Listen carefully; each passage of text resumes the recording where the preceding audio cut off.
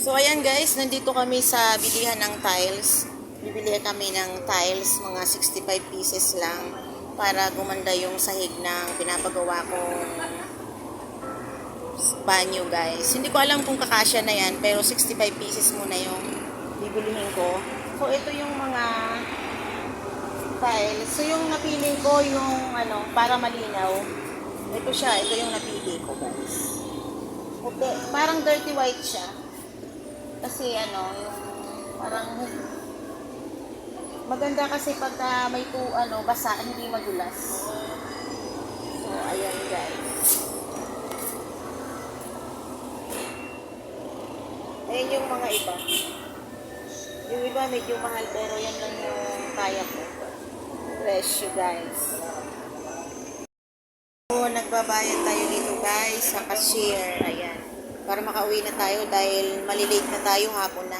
Yung gumagawa doon wala pang merienda. Pasok naman tayo ng market. Bibili tayo ng bangus. Bago tayo umuwi. Ang daming mga pinupuntahan guys.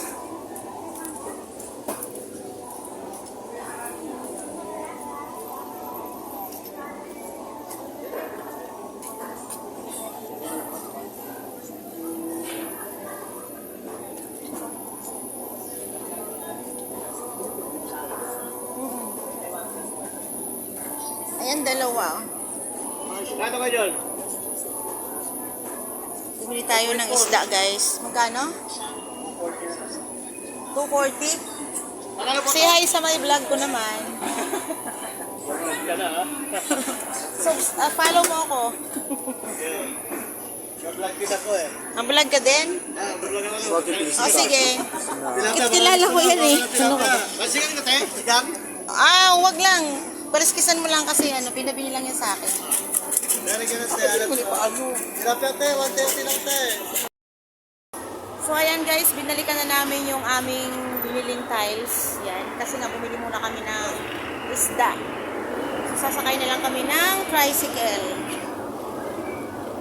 So ayan, may tricycle instant na dito sa nakaparada. Sasakay na lang kami ni Nicole. Nilalagay na sa tricycle guys. Kasi nga may nagtatrabaho doon, kanina pa naghihintay. Sige, kita